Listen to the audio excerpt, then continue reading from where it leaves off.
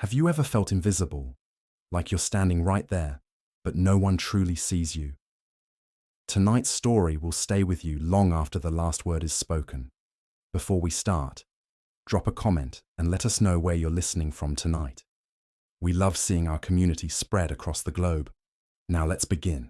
The gaslight chandeliers of the Blackwell building's boardroom cast harsh shadows across the mahogany table, their hissing flames the only sound as Philadelphia's most powerful businessmen settled into their leather chairs. Catherine Ashford Blackwell sat at the head of the table in widow's black, severe mourning silk that had become her uniform these past 6 weeks, and felt the weight of every hostile gaze upon her. It was November 1889, and the air outside carried the bite of approaching winter. Inside this room on the building's 10th floor, the chill had nothing to do with temperature. These men, her late husband's board of directors, his business associates, his supposed friends, had made their position clear through carefully averted eyes and whispered conversations that fell silent when she approached. They did not want a woman at the head of Blackwell Steel and Shipping.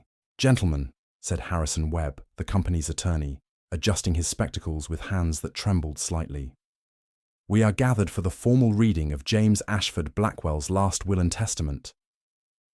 Catherine's fingers tightened on the armrests of her chair. James's chair, the one he'd occupied for 15 years as he built an empire from a single steel mill and 3 merchant ships. The chair she'd sat beside countless times in this very room, listening to negotiations, learning the business, offering suggestions that James had valued even as his board remained oblivious to her contributions. Now that chair was hers by right. James had promised her as much in their final conversation, the morning before the factory accident that had stolen him from her forever. "Catherine," he'd said, holding her hands across the breakfast table in their Rittenhouse Square townhouse, "if anything ever happens to me, don't let them push you out. You know this business as well as I do. Better, in some ways. You see the people behind the profits. That's what this company needs." She'd laughed then, kissed his cheek, told him nothing would happen. He was 33, healthy, vital. They had decades ahead of them. 6 hours later, a boiler explosion at the Kensington Mill had proved her terribly wrong. "The bulk of James Blackwell's estate," Webb continued, his voice cutting through her memories, "including his shares in Blackwell Steel and Shipping, his properties, and all associated assets, are bequeathed to his beloved wife, Catherine Ashford Blackwell, with full authority to manage said assets as she sees fit." Catherine released a breath she hadn't realized she was holding. There it was, clear, unambiguous. James had kept his promise. But the relief lasted only seconds before Marcus Blackwell rose from his seat halfway down the table. Marcus was James's cousin, 10 years his senior, and had been business partner since the company's founding. Where James had been warm and principled, Marcus was calculating and ambitious. Where James had built a reputation for fair wages and worker safety, Marcus had consistently argued for cost-cutting measures that would have endangered lives. Catherine had never trusted him, and the feeling, she knew, was mutual. "I'm afraid there's a complication," Marcus announced, his voice carrying the affected sympathy of an undertaker. He produced a document from his leather portfolio, sliding it across the table toward Webb. A codicil to the will, properly witnessed and notarized, dated 3 days before James's death. Catherine felt ice crystallize in her veins. Webb accepted the document with evident surprise, his eyes scanning the contents as his face paled. "This is most irregular." "What does it say?" Catherine demanded, her voice steady, despite the panic rising in her chest. Marcus answered before Webb could speak, addressing the room rather than her. "It expresses James's concern about the burden of leadership falling on his wife during her time of grief.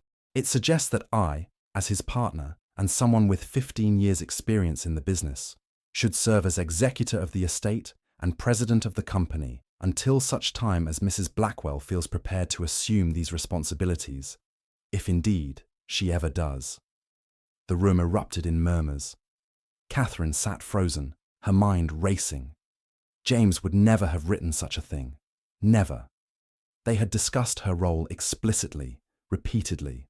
He had been teaching her every aspect of the business for 7 years, ever since their marriage when she was 19 and he 26.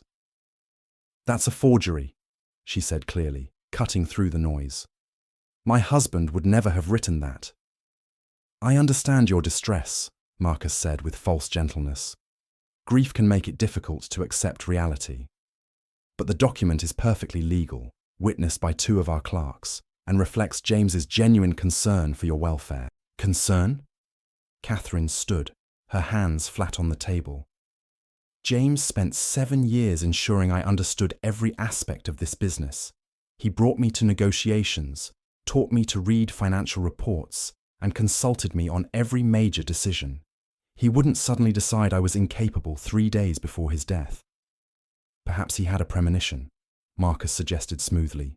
"Or perhaps, in a moment of clarity, he recognized that managing a company of this size requires experience you simply don't possess. Experience I've been gaining at his side for 7 years while you were embezzling company funds."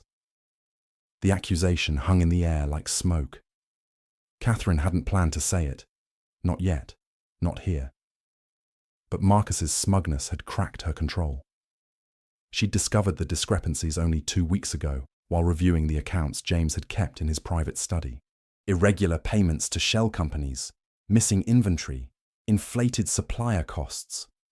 Nothing she could prove yet, but enough to know Marcus wasn't the loyal partner he pretended to be. Marcus's face flushed dark red. "That is slander, madam. I'll ask you to retract it immediately or face legal consequences." "Prove it's slander," Catherine challenged. "Open your books to an independent audit." "Gentlemen," Webb interrupted, clearly desperate to regain control of the situation. "Perhaps we should adjourn while I examine this codicil more carefully and—" "There's no need for adjournment," Marcus cut him off. "The situation is clear. I'm calling for an immediate board vote on who should lead this company. A grieving widow with no business experience beyond what she observed while accompanying her husband to meetings, or a partner with 15 years of proven leadership." "This is improper," Catherine protested. "The will is clear, and that codicil is obviously fraudulent. You can't simply vote away my inheritance." "We're not voting away your inheritance," Marcus assured her with a smile that didn't reach his eyes. "You'll retain ownership of the shares, of course. We're simply determining who is best suited to manage those assets on your behalf. Surely you can see the wisdom in that. A woman of your refined sensibilities shouldn't have to concern herself with the brutal realities of industry and commerce." Catherine looked around the table at the 10 board members, reading her fate in their uncomfortable expressions. These were men who had worked with James, who had claimed to respect him, who had accepted her presence in this room for years as James's wife. Now they would vote to strip away everything he'd left her. "Before we vote," a new voice interjected from the far end of the table, "perhaps we should hear from Mrs. Blackwell about her qualifications and vision for the company." Catherine turned, surprised. The speaker was Samuel Chen, one of their newer board members, appointed by James just 6 months ago. He was the son of Chinese immigrants, a man who had built a successful import-export business, despite facing prejudice that made Catherine's gender-based obstacles seem trivial. James had admired his integrity and business acumen enough to bring him onto the board over Marcus's objections. "Thank you, Mr. Chen," Catherine said, meeting his eyes. At least one person in this room was willing to give her a chance. "Gentlemen, I've spent 7 years learning every aspect of this company. I can tell you the names of our 3 largest steel suppliers and the terms of our contracts with them. I know which shipping routes are most profitable and which ones we maintain for strategic rather than immediate financial reasons. I understand our labor costs, our production capacity, and the innovations James was planning to implement at the Kensington mill." "Memorizing facts is not the same as having the judgment to lead," Marcus interrupted. "Can you negotiate with union organizers? Can you make hard decisions about cost-cutting when necessary? Can you command the respect of our workers and competitors? This is a man's world, Mrs. Blackwell. The dock workers won't take orders from a woman. Our competitors will see you as a weakness to be exploited. Our investors will flee. Is that what you truly believe, Marcus? Or is it simply convenient for you to believe it?" Catherine kept her voice level, though anger burned beneath her careful composure.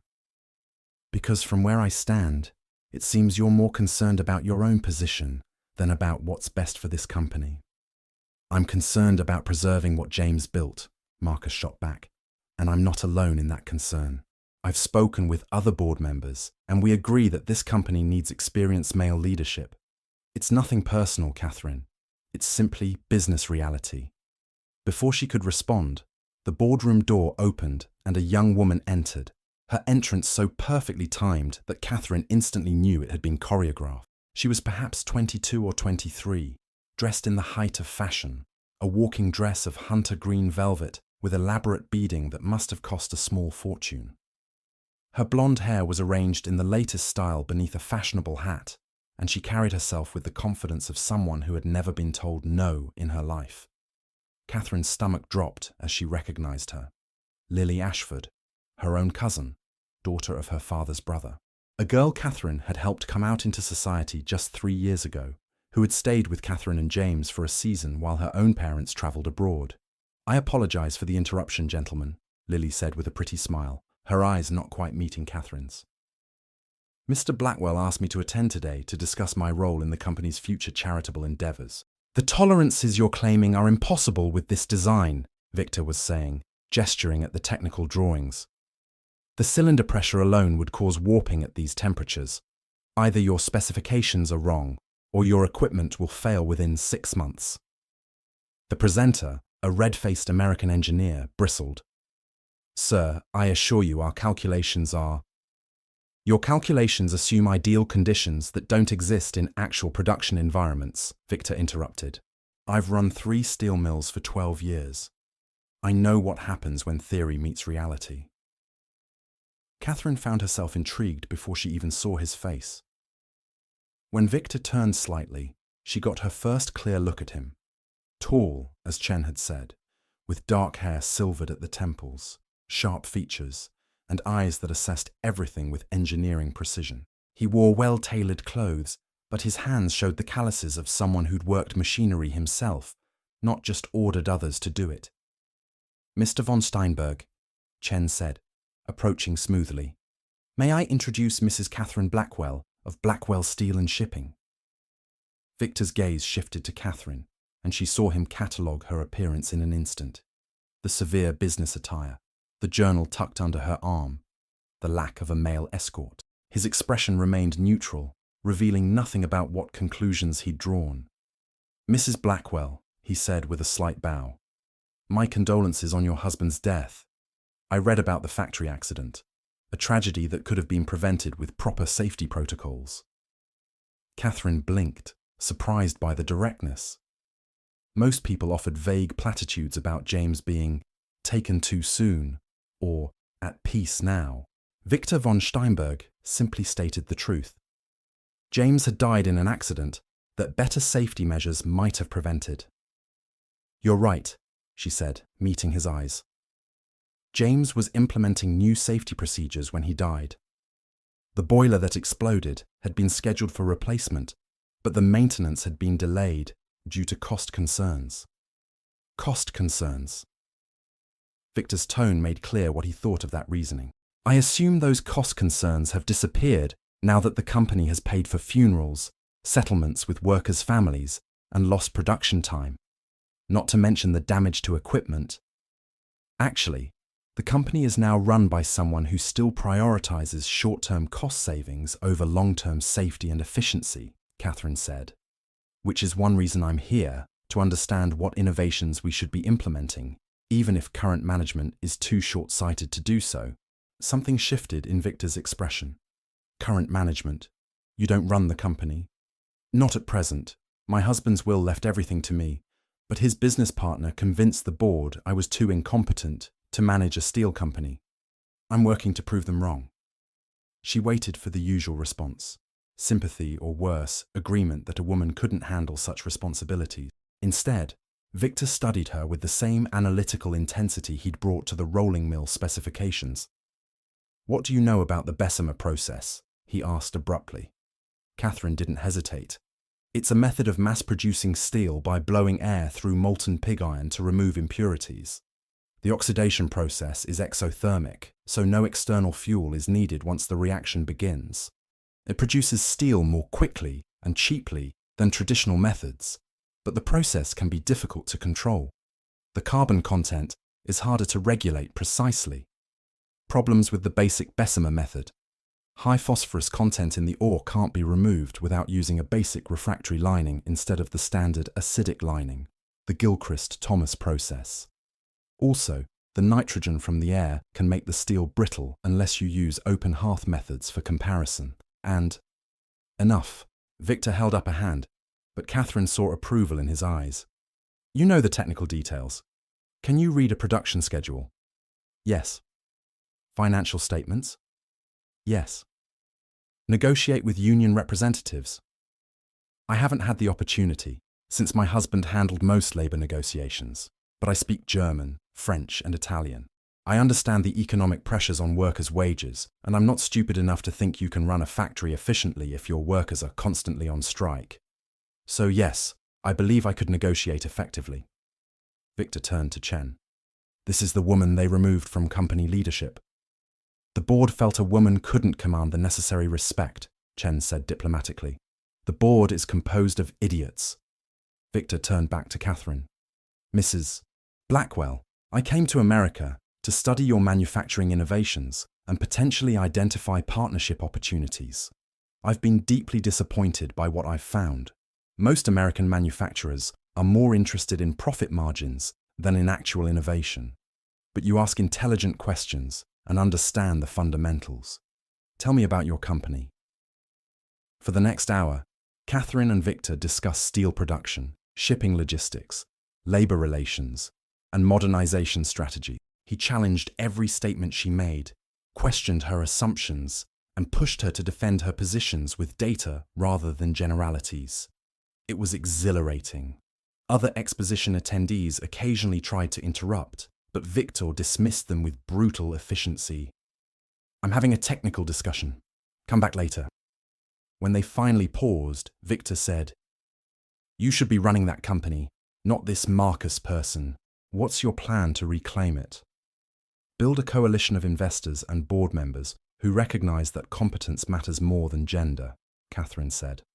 Demonstrate that I understand the business better than Marcus does, and prove that he's been embezzling company funds. Do you have evidence of embezzlement? I'm building the case. But I need time and credibility. Right now, if I make accusations, I'll be dismissed as a bitter widow. I need to establish myself as a legitimate businesswoman first. Show me the evidence. Catherine hesitated. She barely knew this man, and the documents she'd copied were her greatest weapon against Marcus. But something about Victor's directness, his clear respect for competence over social conventions, made her trust him. Not here, but if you're serious about American partnerships, come to Boston next week. I'm staying with my aunt, Josephine Ashford of Ashford Textiles. Bring your accountant. I'll show you everything. Victor studied her for a long moment. Your Aunt Josephine, the one who's run a textile company for 25 years despite every man in Boston trying to push her out. You know about her? I make it my business to know about competent manufacturers, regardless of gender. Mrs. Ashford's mills are some of the most efficient in New England. He pulled out a card and handed it to Catherine. I'll be in Boston on Tuesday. Send me the address. As Victor moved on to examine other exhibits, Chen let out a low whistle. Do you know what you just did? Victor von Steinberg doesn't waste time on people he doesn't respect. If he's willing to review your evidence, that means he thinks you're credible. Or he's curious about the embezzlement, Catherine said, though her heart was racing. No, trust me, I've been watching him all morning. He's dismissed dozens of people, including Marcus, by the way. Your former partner tried to pitch him on Blackwell Steel as an investment opportunity.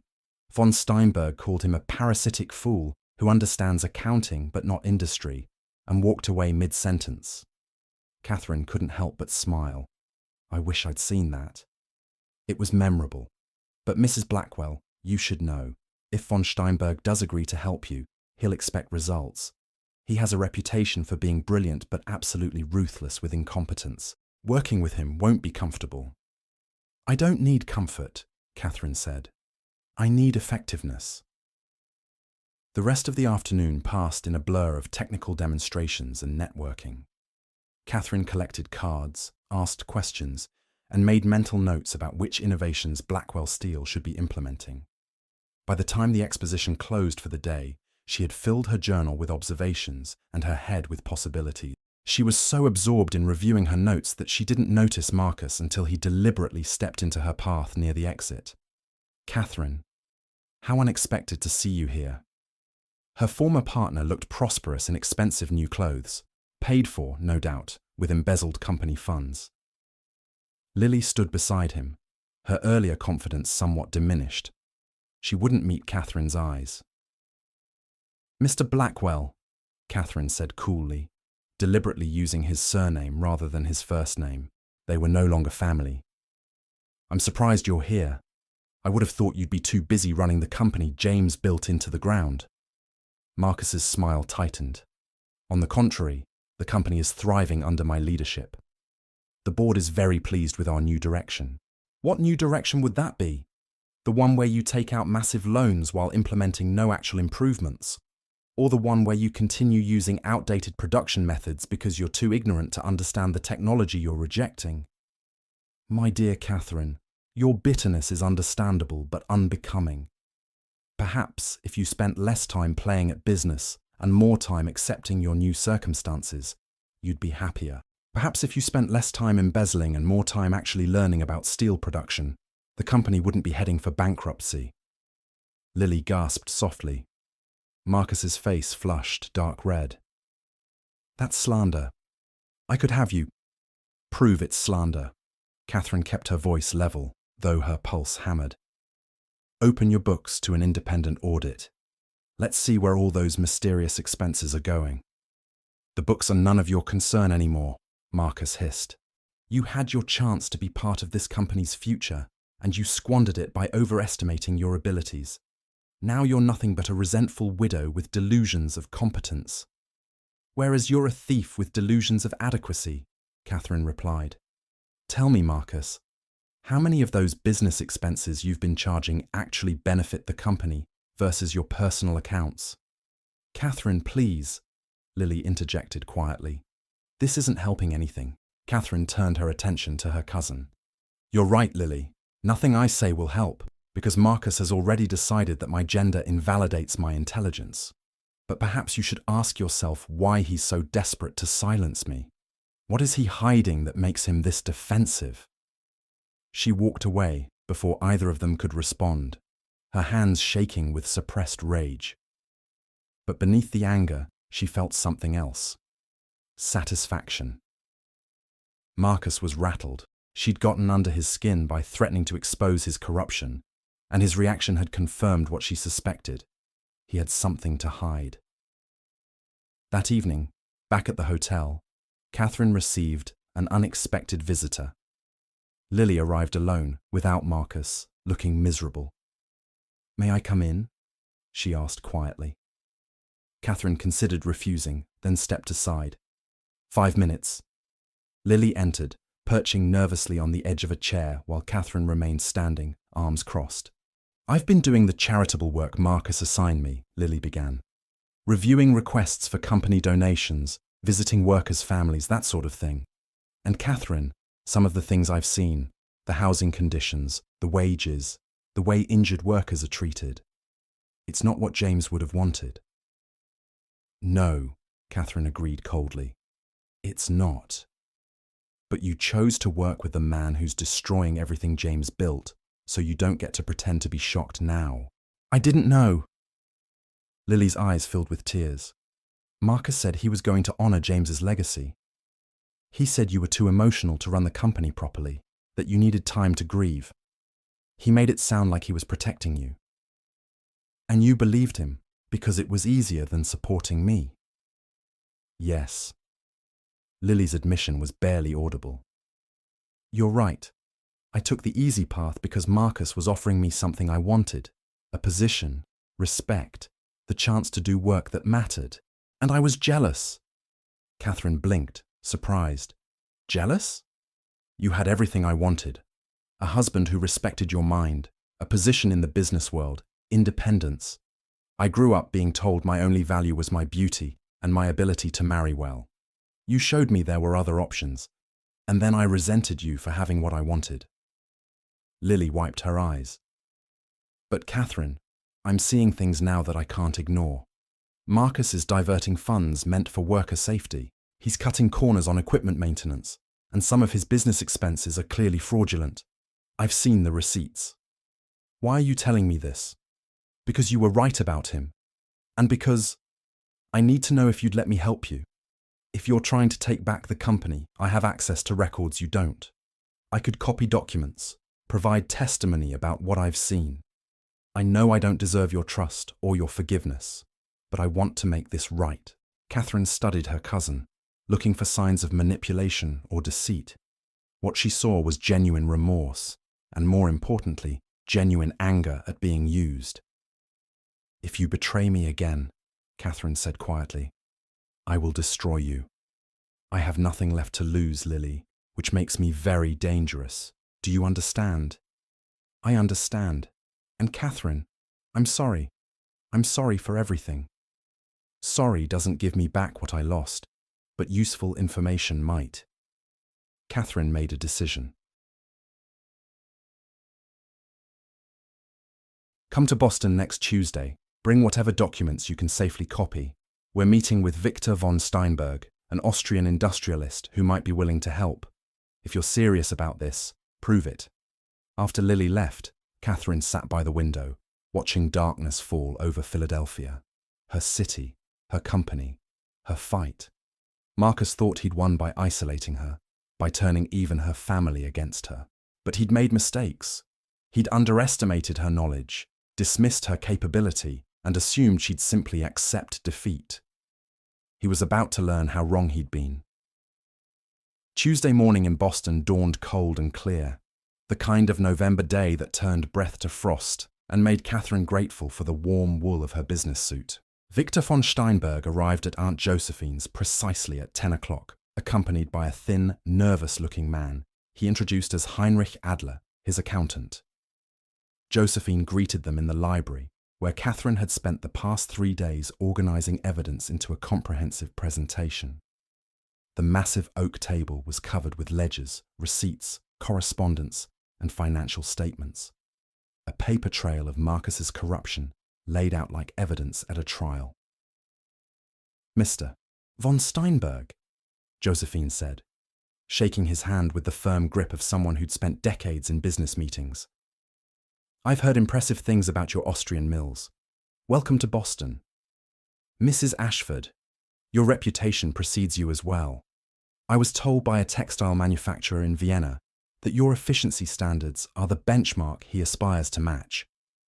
Flattery noted and appreciated, Josephine said dryly. Shall we begin? My niece has compiled quite a case. For the next 2 hours, Catherine walked Victor and Heinrich through the evidence. She showed them the legitimate expenses from James's tenure compared to the inflated costs under Marcus. She traced payments to shell companies that existed only on paper. She demonstrated how inventory mysteriously vanished from warehouses, only to reappear in bills of sale to companies Marcus secretly controlled. Victor interrupted frequently with questions that tested her understanding. Heinrich filled page after page with calculations, and Catherine answered every challenge with data, documentation, and logical analysis. The total embezzlement over 3 years? Victor asked. Approximately $150,000, Catherine said.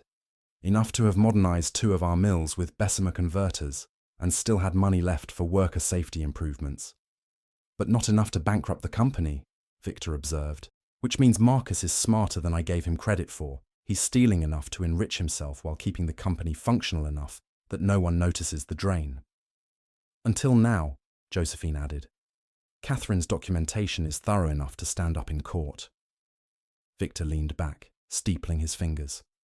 The legal case is clear, but Mrs. Blackwell, legal cases take time, months, possibly years. Meanwhile, Marcus continues stripping assets and damaging your company's competitive position. What's your real strategy? Before Catherine could answer, the doorbell rang. Moments later, Lily arrived, looking pale but determined, carrying a leather portfolio. "You came," Catherine said, surprised despite having invited her. "I told you I wanted to help." Lily set the portfolio on the table.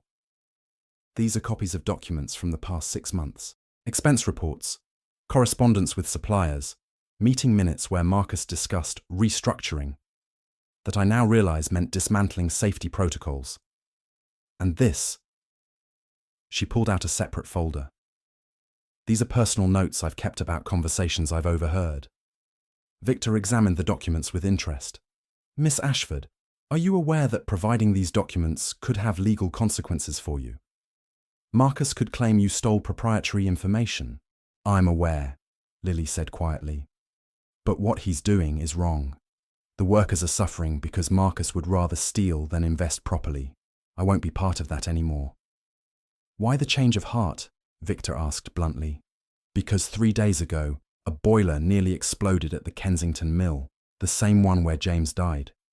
The safety inspector Marcus bribed filed a report saying everything was fine.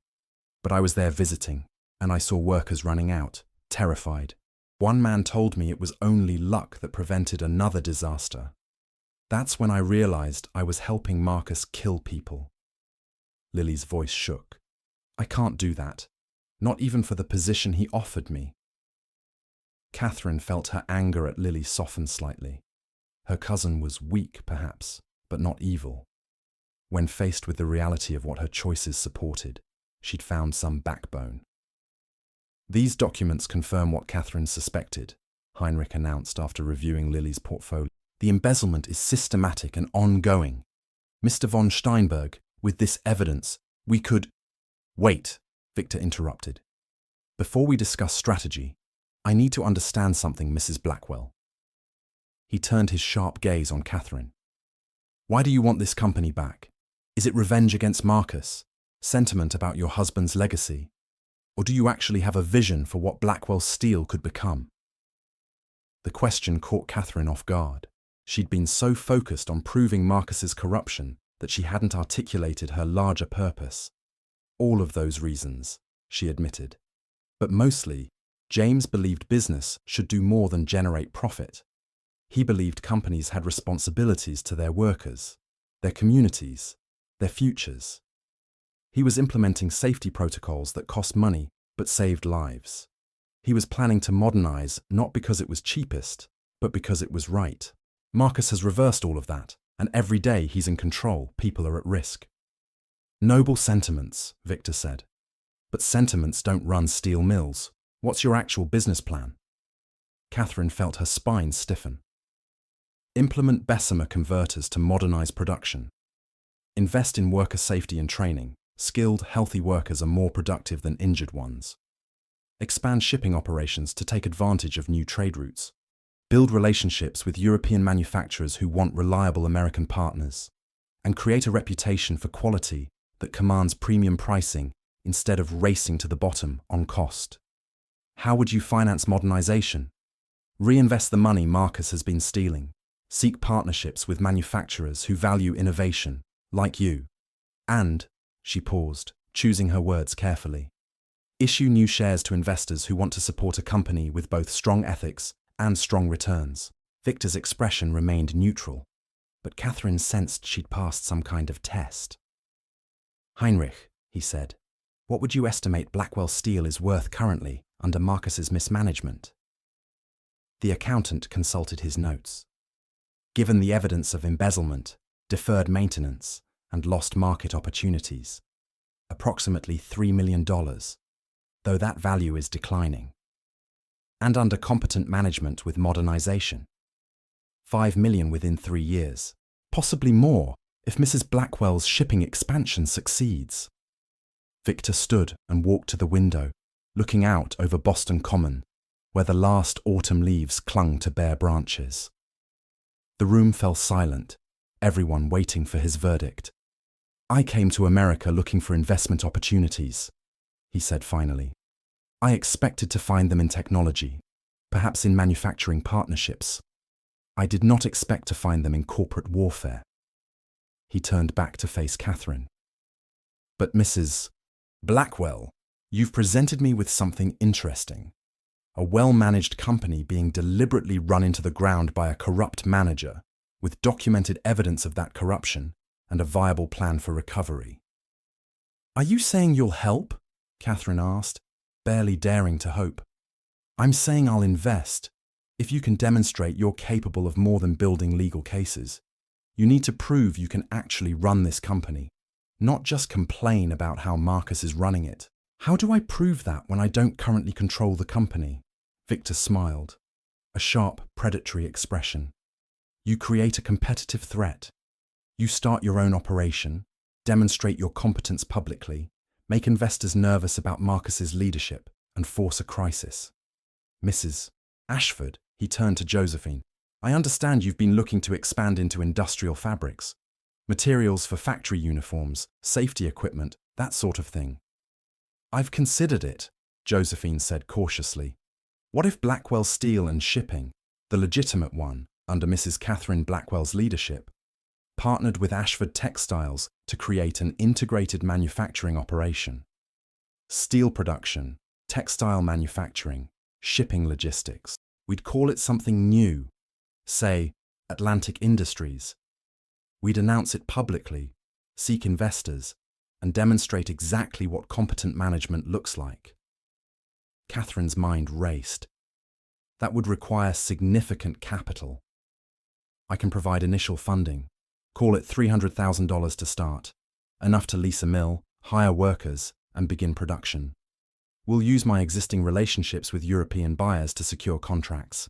Within 6 months, you'll have proven you can run an industrial operation successfully. And how does that help us reclaim Blackwell Steel? Lily asked. Because, Victor explained, once Catherine has demonstrated competence publicly, the evidence of Marcus's embezzlement becomes more credible. She's not just a bitter widow making accusations. She's a proven businesswoman exposing corruption. The board will have to take her seriously, and if they don't, we make Atlantic Industries so successful that we simply buy Blackwell Steel out from under Marcus. Josephine leaned back, a slow smile spreading across her face. You're proposing we beat him at his own game. Exactly. But Mrs. Blackwell, Victor fixed Catherine with a stern look, understand what you're agreeing to. This won't be symbolic involvement or decorative leadership. I'll expect you to work alongside me in every aspect, visiting mills, negotiating contracts, reviewing production schedules.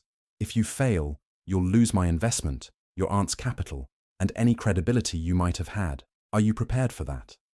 Catherine thought about James, about the workers at risk from Marcus's corruption, about 7 years of learning this business only to have it stolen away. She thought about the alternative, accepting defeat, living as a comfortable widow, letting Marcus destroy everything James had built. I'm prepared, she said, but I have conditions too. Victor's eyebrows rose. Oh? If we do this, I want equal partnership, not you as owner and me as figurehead. My name goes on all the business documents as co-founder and co-manager. I want decision-making authority, not just advisory status. And I want it in writing, signed by lawyers, ironclad. For a long moment, Victor just stared at her. Then he threw back his head and laughed, a genuine, delighted sound. Mrs. Ashford, your niece has nerve. I like that. He extended his hand to Catherine. Equal partnership it is. Heinrich, draw up the papers. Let's show Philadelphia what competent management actually looks like. Catherine shook his hand, feeling the calluses that marked him as someone who understood labor as well as ownership. This was happening.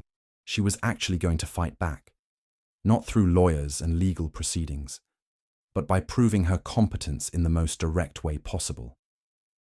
There's one more thing, Victor said. This partnership will require us to work closely together for months, potentially years. We'll need to trust each other's judgment, even when we disagree. Can you handle that? I'm told I can be difficult. I can handle difficult things, Catherine said. The question is whether you can handle someone who challenges your ideas instead of just accepting them. Victor's smile turned sharp. Mrs. Blackwell, if you weren't willing to challenge ideas, I wouldn't be interested in this partnership. I have enough subordinates. What I need is a true partner who sees what I miss and pushes back when I'm wrong. Over the next week, Atlantic Industries went from concept to reality with astonishing speed. Victor's money and connections opened doors. Josephine's reputation in the textile industry provided credibility, and Catherine's technical knowledge gave the venture substance. They leased a small steel mill outside Philadelphia that had gone bankrupt under previous ownership. Good equipment, bad management. They hired workers who'd been let go by other companies during economic downturns, people who needed jobs and were willing to prove themselves. They negotiated contracts with textile manufacturers who needed reliable steel for their machinery, and they did it all very publicly. Catherine gave interviews to business journals, explaining Atlantic Industries' mission, quality production, worker safety, innovative practices. Victor brought European investors to tour the facility. Josephine hosted gatherings where the city's business elite met Catherine and saw her competence firsthand. Marcus initially dismissed it all as a vanity project. My former partner's widow is playing at business, he told the Blackwell Steel Board. It's harmless and will fail within months. But by February, Atlantic Industries had secured 3 major contracts. By March, they'd turned their first profit, and by April, investors were starting to ask uncomfortable questions about why Blackwell Steel, with far greater resources, wasn't performing as well as this upstart company. The turning point came in May. At an investors' meeting, Marcus had called to discuss taking out additional loans. Catherine, who'd bought a small number of shares in Blackwell Steel under a trust name, attended as a shareholder. Marcus was midway through his presentation when Catherine raised her hand. Mr. Blackwell, could you explain why Blackwell Steel requires these loans when Atlantic Industries, with a fraction of the capital, is operating profitably without debt? Marcus's face flushed. The situations are not comparable. Blackwell Steel operates at a much larger scale. With much larger inefficiencies, Catherine interrupted. Your production costs per ton are 40% higher than Atlantic Industries. Your worker injury rates are triple ours. Your delivery delays are twice as frequent. Either Blackwell Steel is fundamentally less competitive than a company that's been operating for only 6 months, or there's mismanagement in. Which is it? The room erupted in murmurs. Several board members looked uncomfortable. Samuel Chen was openly smiling. Mrs. Blackwell, Marcus said through clenched teeth, I don't know what you think you're proving with these theatrical accusations. I'm not making accusations. I'm asking questions based on publicly available data. But since you bring up accusations, Catherine opened her portfolio. Perhaps we should discuss why Blackwell Steel's expenses have increased by 300% in categories like consulting fees and business development, while actual production improvements have been minimal. She distributed copies of the documents she'd prepared, sanitized versions that didn't reveal how she'd obtained the information, but damning nonetheless. Victor, who'd accompanied her to the meeting as her business consultant, added his assessment. As someone with 30 years' experience in steel production, I can tell you that these financial patterns indicate either catastrophic incompetence or deliberate fraud. Given Mr. Blackwell's demonstrated business acumen in other areas, I lean toward fraud. This is slander, Marcus shouted. I'll have you both. We have documentation, Catherine said calmly. And we've already provided copies to the State Attorney General's office, which is investigating possible embezzlement. This isn't slander, Marcus. It's accountability. The meeting dissolved into chaos. Half the board members demanded an independent audit. The other half tried to protect Marcus while distancing themselves from potential legal liability. And Catherine and Victor walked out, leaving behind a company in crisis and a corrupt manager finally facing consequences. 3 weeks later, the audit confirmed what Catherine had documented. Marcus was arrested for embezzlement.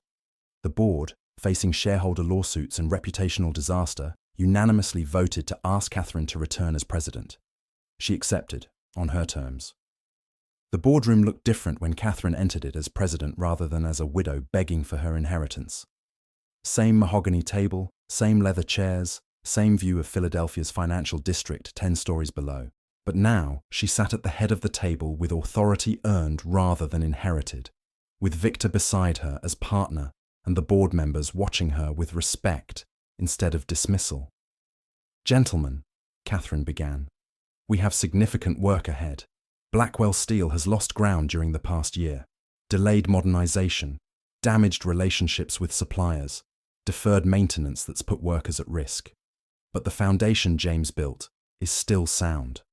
We can recover." She outlined her plan. Merge Blackwell Steel with Atlantic Industries to create an integrated operation. Implement the Bessemer converters they should have installed a year ago. Restore safety protocols and rebuild trust with workers. Expand shipping operations to serve European markets, where Victor's connections would be valuable. "This will require investment," she acknowledged, but unlike previous capital requests, every dollar will go toward actual improvements, not into corrupt pockets. "You'll receive quarterly reports with full accounting. Any board member who wants to tour facilities or review books is welcome to do so. Transparency isn't just ethical, it's good business." Samuel Chen raised his hand. "Mrs. Blackwell, I have a question about the management structure. Will you maintain sole control, or will this be a partnership with Mr. von Steinberg?" "Full partnership," Catherine said firmly. "Atlantic Industries has proven that Victor and I work well together. He brings European market expertise and engineering knowledge. I bring understanding of American operations and existing relationships. Neither of us could do this alone." "And your aunt's textile operations?" another board member asked. "Will remain separate, but will receive preferential supply terms. Josephine Ashford built her company through her own merit. She doesn't need to be absorbed into ours, but will benefit from cooperation." The vote to approve her restructuring plan was unanimous. Even the board members who'd voted against her 7 months ago now recognized that she'd been right all along. After the meeting, Catherine found Lily waiting in the hallway. "They're offering me a real position," Lily said, looking both grateful and nervous. "Not charitable activities director, but actual procurement management. Working under you, reporting on supplier relationships and contract terms." "Can you handle it?" Catherine asked. "It's real work, Lily. Long hours, difficult decisions, pressure." "I want to try," Lily said. "And Catherine, thank you for giving me another chance even after I betrayed you." "I'm not giving you chances," Catherine corrected. "I'm giving you an opportunity to prove yourself. What you do with it is up to you." That evening, Catherine and Victor reviewed production schedules in what had been James's office, now hers. She'd kept most of his furnishings, but added touches of her own. Engineering diagrams on the walls, a photograph of her and James on their wedding day, books on labor relations and industrial innovation. "The Kensington Mill installation should be complete by September," Victor noted, reviewing the Bessemer converter timeline. "That will double our production capacity." "And the worker training program?" Catherine asked. "Already underway. I brought in specialists from Austria to teach proper operation procedures. No shortcuts, no cost-cutting on safety." He paused, looking at her seriously. "Catherine, I need to tell you something. This partnership, working with you these past months, it's been different than I expected." Catherine's pulse quickened. They'd been so focused on business that they'd maintained careful professional distance. But she'd noticed things. The way he looked at her when she solved a technical problem. How he always asked her opinion rather than assuming his own was correct. The respect in his voice when he introduced her to European contacts as, "My partner, Mrs. Blackwell." "Different how?" she asked. "I came to America expecting to find business opportunities. I didn't expect to find someone I could truly work with as an equal. Someone who challenges my ideas, corrects my mistakes, and makes me want to be better at what I do." Victor moved closer. "You're extraordinary, Catherine, not despite being a woman in a man's world, but because you've refused to let that world diminish you. Victor, let me finish. I know this is complicated. We're business partners, which means personal entanglements could be disastrous if they end badly. I also know I'm 10 years older than you, that I live in Austria half the year, that combining romantic and business relationships rarely works. But I can't ignore what I feel, and I need to know if you feel it too. Catherine thought about the past 7 months. The exhilaration of building Atlantic Industries from nothing. The satisfaction of proving her competence to doubters. The way working with Victor had felt like the partnership she'd had with James, but different. More equal, perhaps, because Victor had never known her as anything but competent. I do feel it, she admitted. But you're right that it's complicated. This partnership works because we respect each other professionally. If we pursue something personal and it fails, then we handle it like adults and maintain the business relationship anyway, Victor said. Catherine, I'm not proposing marriage or asking you to give up your independence. I'm simply saying that I admire you, I'm attracted to you, and I'd like to explore what that means, if you're interested. I'm interested, Catherine said. But slowly, with clear boundaries between business and personal, and with the understanding that I won't be anyone's subordinate, in business or in life. Victor smiled. That sharp expression she'd learned meant he was pleased. I would expect nothing less. Now, about the shipping contract negotiations next week. They returned to business, but something had shifted. A possibility, carefully acknowledged, thoughtfully approached. Neither of them was young or naive enough to rush, but they were both brave enough to try. Over the following months, Catherine and Victor built something remarkable, not just a successful company, but a genuine partnership that balanced professional respect with growing personal connection. They worked together, debated fiercely, and made decisions jointly. And gradually, carefully, they explored what else they might become to each other. In November, exactly 1 year after the boardroom humiliation that had nearly destroyed her, Catherine stood before a gathering of Philadelphia's business elite at the annual Industrial Exposition. Victor was beside her as they unveiled Blackwell Steel's latest innovation, a new safety system for factory equipment that would reduce worker injuries by 80%. James Blackwell believed business should serve more than just profit, Catherine told the assembled crowd.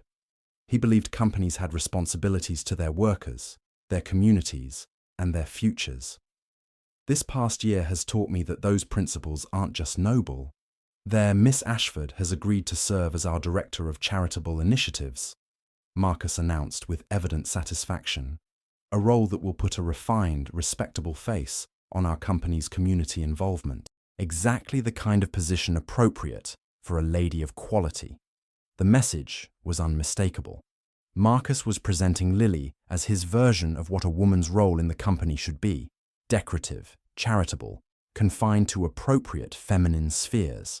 And Lily, who had grown up watching Catherine's unconventional partnership with James, who had once claimed to admire Catherine's intelligence and independence, was going along with it. Lily, Catherine said quietly, you don't have to do this. Her cousin finally met her eyes, and Catherine saw a flash of guilt before Lily looked away. I'm sorry, Catherine, but Mr. Blackwell has offered me an opportunity to do meaningful work. Work that's actually appropriate for a woman. Not everyone wants to pretend to be a man in a man's world. The betrayal cut deeper than Marcus's transparent maneuvering. Catherine had mentored Lily, encouraged her education, tried to show her that women could aspire to more than marriage and social obligations. And now Lily was being used as a weapon against her, proof that proper women knew their place. Gentlemen, Marcus said, sensing victory, I believe it's time for that vote. All in favour of appointing me as president and executor of the estate, with Mrs. Blackwell retaining her shares, but ceding operational control. One by one, hands rose around the table. 8 out of 10 board members voted in Marcus's favour. Only Samuel Chen and Herbert Morrison, James's first investor, abstained. The matter is settled, Marcus declared, barely containing his triumph.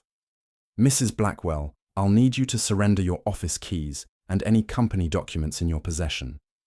We'll arrange a generous stipend for your household expenses, of course, You'll want for nothing.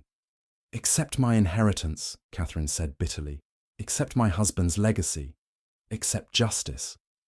She reached into her reticule and withdrew a small keyring, placing it on the table with deliberate care. But she kept the documents she'd been secretly copying, the evidence of Marcus's embezzlement carefully hidden in her townhouse. If these men thought she would simply accept this theft, they were badly mistaken. I hope you're proud of yourselves, she said, looking around the table. You've taken what my husband built and handed it to a thief. When this company fails, and it will fail under Marcus's leadership, remember that you chose this. Your bitterness is understandable, but misplaced, Marcus replied with false sympathy. In time, you'll see that this decision was made with your best interests at heart. A woman of your breeding shouldn't have to involve herself in the ugly business of commerce. Lily understands that. Perhaps you will too, eventually. Catherine gathered her cloak and reticule, moving toward the door with her head held high, despite the tears threatening to fall. As she passed Lily, her cousin reached out as if to touch her arm, then thought better of it. I hope it was worth it, Lily, Catherine said softly. Selling your integrity for a title that means nothing. In the elevator descending from the 10th floor, Catherine finally allowed herself to shake. The operator, a young man who had always been kind to her, studiously looked away as silent tears ran down her cheeks. She had lost the company James built, lost her position, lost even the basic respect of men who had once nodded politely when she entered a room. And worst of all, she had lost to Marcus, who she knew in her bones was not just incompetent, but corrupt. The elevator reached the ground floor, and Catherine stepped out into the November afternoon. The streets of Philadelphia's financial district bustled with activity. Men in top hats hurrying between offices, delivery wagons clattering over cobblestones, newsboys calling out headlines. Mrs. Blackwell. Catherine turned to find Samuel Chen approaching, his expression sympathetic. I wanted you to know that I didn't vote for Marcus, he said quietly, and I don't believe that codicil is genuine. James spoke to me about his plans for you. He wanted you to take over as president. He said you understood the business better than anyone. Then why didn't you speak up there? Catherine asked, though she already knew the answer. Because I'm a Chinese man on a board of white men, and I've learned to pick my battles carefully, Chen admitted. If I'd opposed Marcus too vocally, they would have found a way to remove me as well. But Mrs. Blackwell, that doesn't mean I can't help you. If you're planning to fight this, and I think you are, I have resources and connections that might prove useful. Why would you help me? Because James was the only board member who judged me by my abilities rather than my ancestry. Because I think Marcus is embezzling too, and I've been gathering evidence. And because, he smiled slightly, I've seen enough of the world to know that competence has nothing to do with gender or race. If we only recognized talent in white men, civilization would have collapsed centuries ago. For the first time since the meeting began, Catherine felt a spark of hope.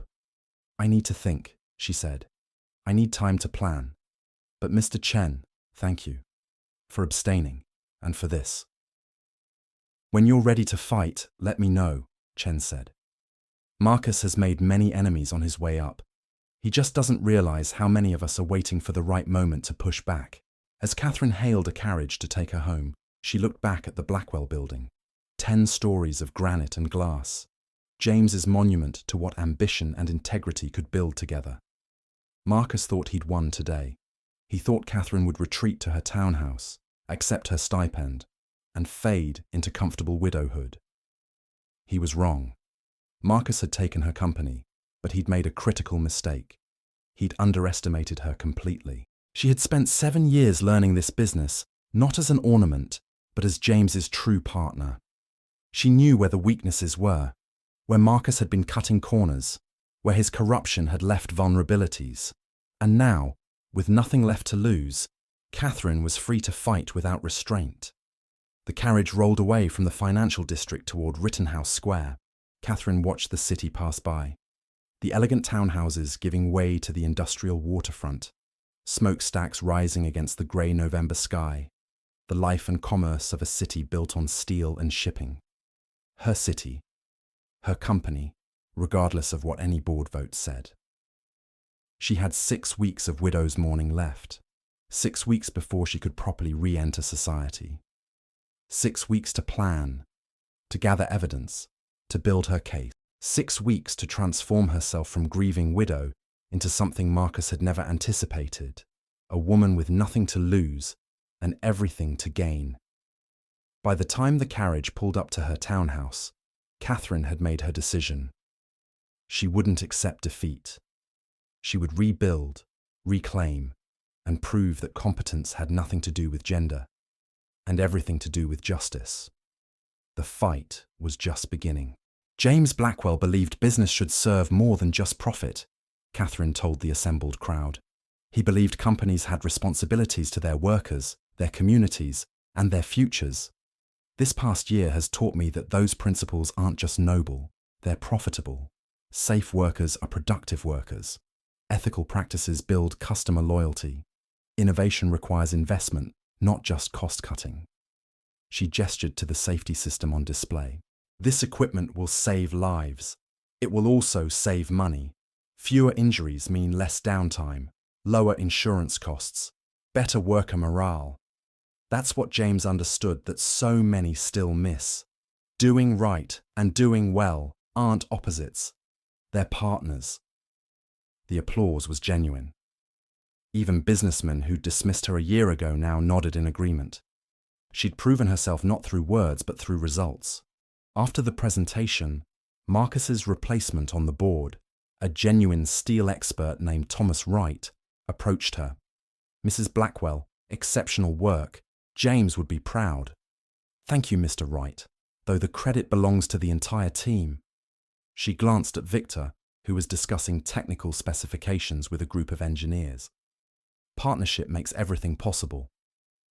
That evening, Victor invited Catherine to dinner at a quiet restaurant away from the business district. They'd shared countless working meals, but this felt different, deliberate, personal. "A year ago today," Victor said as they waited for their food, "you walked into that exposition angry, grieving, and determined. Do you remember?" "I remember thinking I had nothing left to lose," Catherine said. "That made me dangerous." "It made you effective. But Catherine, you're not that woman anymore. You've proven everything you needed to prove. The question is, what do you want now?" She considered this. A year ago, her goals had been clear. Reclaim the company, expose Marcus's corruption, prove her competence. She'd achieved all of that. What came next? "I want to build something lasting," she said finally. "Not just recover what was stolen, but create something better." James started that work. "I want to continue it. Improved labor relations, technological innovation, expansion into new markets. And I want to do it with someone who challenges me to be better." Victor reached across the table, taking her hand. "I've been thinking about something. My Austrian operations need oversight, but I don't want to leave Philadelphia for extended periods, not when we're building something important here. What would you think about expanding Blackwell Atlantic to include European operations? We could split our time between continents, 6 months here, 6 months there. You could learn the European markets. I could strengthen ties here." "That's a significant commitment," Catherine said carefully, "both professionally and personally. Are you sure?" "I'm sure that working with you has been the best business decision I've made in 30 years. I'm sure that I respect you more than anyone I've ever partnered with. And I'm sure that somewhere between arguing about production schedules and negotiating with union leaders, I've fallen in love with you." Victor paused. "If that's too much too soon." "It's not," Catherine interrupted. "I've been feeling the same way, but I wasn't sure if I was ready, if it was too soon after James. James was your husband for 7 years. You loved him. That doesn't diminish what we're building. It informs it. You understand partnership because you had a good one. You know what matters in a relationship because you've experienced both loyalty and betrayal. You're not replacing James by moving forward. You're honoring him by refusing to let grief stop you from living." Catherine felt tears prick her eyes. How did you get so wise about this? I lost my wife 5 years ago. I understand that moving on isn't betrayal. It's survival. And Catherine, I don't want to just survive. I want to build a life that matters. With you, if you'll have me. I will, she said. But Victor, I need you to understand something. I won't be absorbed into your life or your business. This partnership, personal and professional, only works if we're truly equal. I know. That's why I want it. He pulled a small box from his pocket, opening it to reveal a ring, a ruby surrounded by small diamonds. This belonged to my grandmother. In Austrian tradition, rubies represent passion and power, both of which you possess in abundance. Catherine Ashford Blackwell, will you marry me? Not to be my wife in the traditional sense, to be my partner in building an empire that actually means something. Catherine looked at the ring, then at Victor's face. A year ago, she'd thought her life was over. Her husband dead, her company stolen, her competence questioned. Now she was being offered not rescue, but partnership, not security, but adventure, not comfort, but the challenge of building something extraordinary. Yes, she said, but we do this right. Equal partnership documents, my name on everything, joint decision-making. And I keep Blackwell as my professional name. I've spent a year rebuilding that reputation, and I'm not giving it up. Victor grinned. I would expect nothing less. Should we seal this agreement with a handshake or a kiss? Both, Catherine said, laughing as he slipped the ring onto her finger. We're business partners and lovers. Why choose?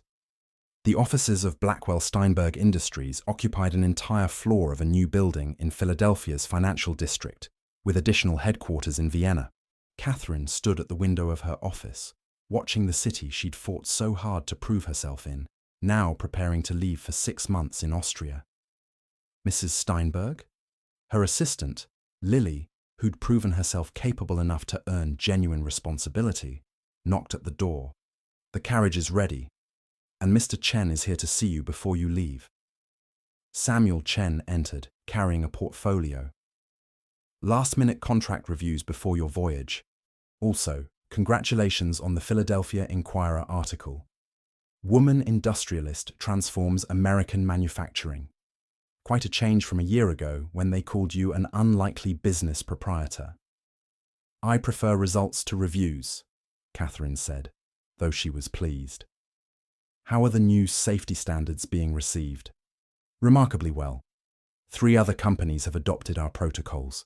The governor is considering making them mandatory statewide. James would have loved that, Catherine said softly. Her late husband's memory had softened from sharp grief into gentle pride. She'd honored his legacy by building something he would have admired. Victor entered, speaking rapid German with their European shipping coordinator. He switched to English when he saw Catherine. The Vienna office confirms our expansion permits are approved. Also, the Workers' Committee wants to meet with you next month. They've heard about your labor relations work here and want to discuss implementing similar programs. Tell them I'd be honored, Catherine said. After the meetings concluded, Catherine and Victor stood together at the window, watching Philadelphia's busy streets. 5 years ago, she'd been a widow with nothing. Now she was a respected industrialist, a partner in a thriving business, a wife in a marriage built on genuine equality. Any regrets? Victor asked, reading her contemplative mood. None. Though I sometimes wonder what Marcus is doing in prison. Last I heard, he was claiming the whole thing was a misunderstanding and that you manipulated the evidence, Victor said dryly. He still doesn't understand that competence has nothing to do with gender.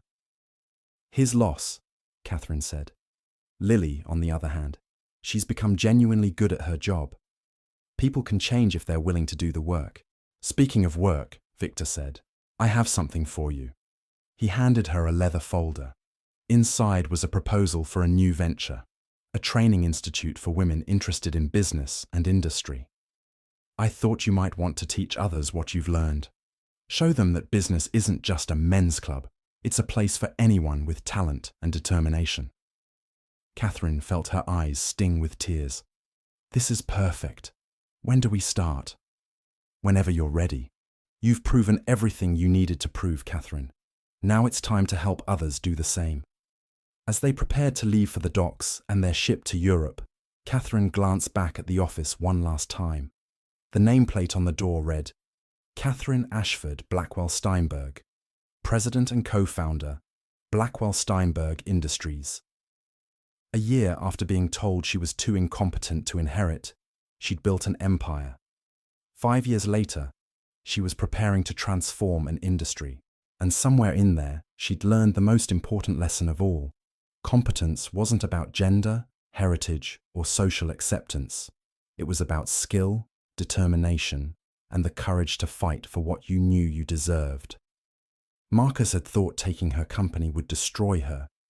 Instead, he'd freed her to become something more powerful than she'd ever imagined. Not just a woman who inherited a business, but a woman who proved she could build, lead, and transform an entire industry. And that was a legacy worth fighting for.